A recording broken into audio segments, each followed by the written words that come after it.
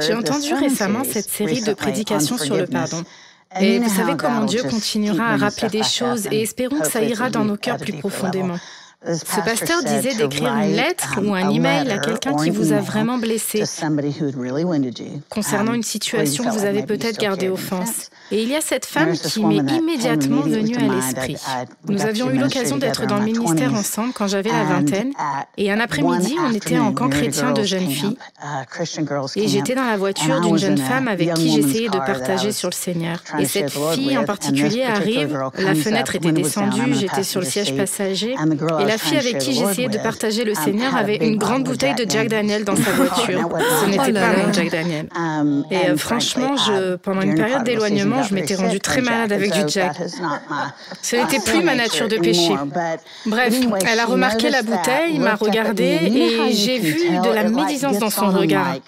Je voyais cet esprit de ragot sauter sur elle et je n'ai rien dit parce que j'ai pensé « Je ne vais pas perdre cette fille à qui j'essaye de témoigner, à qui j'essaye de partager l'Évangile. » Bien, effectivement, en quelques jours, elle avait tout propagé au travers du ministère dans lequel on travaillait, que j'étais une hypocrite parce que j'enseignais des études bibliques, mais j'étais aussi vraiment en lutte avec de l'alcool.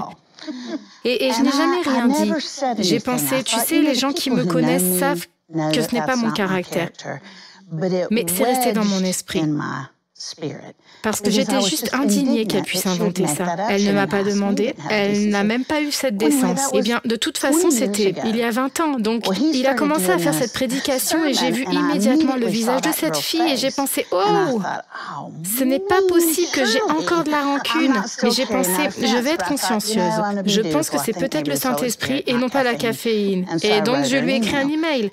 Il a dit de les bénir, de ne pas rappeler l'offense, juste de les bénir. Alors je l'ai béni et je suis retournée à ce verset qui dit « Si vous bénissez vos ennemis, c'est des charbons de feu que vous amassez sur leur tête. » C'est une partie de la raison pour laquelle je l'ai fait. Mais j'essayais de le faire de bonne foi.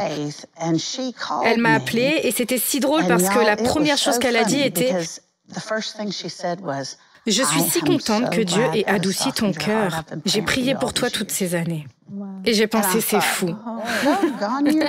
Je m'attendais à ce qu'elle me dise, Lisa, j'étais tellement dans l'erreur toutes ces années. S'il te plaît, pardonne-moi. Et j'ai réalisé à ce moment que la raison que j'avais encore de la rancune, c'est que j'essayais de contrôler comment Dieu la culpabiliserait et comment il la disciplinerait. Et j'étais assise là et j'ai dit, je suis tellement désolée. Ce n'est pas surprenant que cela soit remonté à la surface. J'ai de la rancune parce que je veux qu'elle soit disciplinée en prenant la place du Saint-Esprit. J'ai eu tellement de personnes qui parlent, je les ai entendues parler et elles m'ont dit directement « Oh, prépare-toi parce que Missy arrive au seuil de la puberté.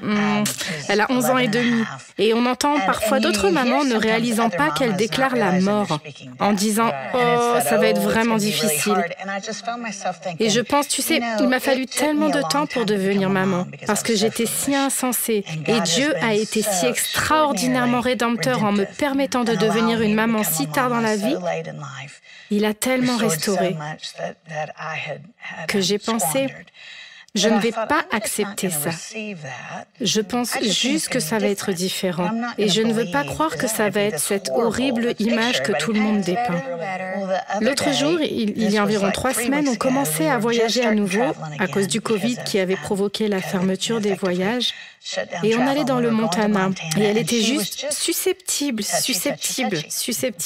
Tout le vol, elle n'agissait pas comme d'habitude et était un peu irritée. Et quand on est arrivé à l'hôtel, je lui dis « Ma puce, est-ce que j'ai fait quelque chose qui t'agace ?» Et elle dit « Oui, maman, est-ce que ça te blesse ?» Et j'ai dit « Non, bébé, pas du tout.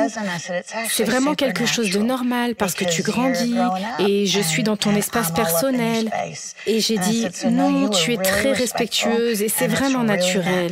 Alors, qu'est-ce que tu en dis si je te donne ce côté de la chambre? J'ai beaucoup d'études à faire, donc je serai de ce côté de la chambre. Et tu peux faire ce que tu veux et je ne parlerai pas pendant un petit moment. » Et elle a été si surprise et je pensais... Mon bébé grandit et je veux faciliter cela. Parce que je veux que notre relation soit vraiment proche et je me trouve de mon côté de la chambre. Et bien sûr, elle était super, c'était merveilleux. Mais j'ai pensé combien de fois n'ai-je pas donné à quelqu'un ce genre d'espace lorsque je m'impose ou que je dis quelque chose qui ne venait peut-être même pas vraiment de moi. En tout cas, soit je les ai offensés ou j'ai réagi à quelque chose qu'ils ont dit, mais qui n'était vraiment pas à propos de moi. Je suis pas le moyeu de chaque roue. Donc je me mets en recul de la situation et je dis, Jésus, apporte la paix et laisse-moi les bénir. Et en réalité, ça apporte tellement plus de joie dans nos relations. Je veux être comme du téflon quand il s'agit de se vexer. Je veux juste dire non, ça ne va pas adhérer. Shalom, j'espère que vous avez aimé cette vidéo. Abonnez-vous pour ne pas rater nos programmes. Merci de faire partie de notre famille TBN. Que Dieu vous bénisse. Shalom de Jérusalem.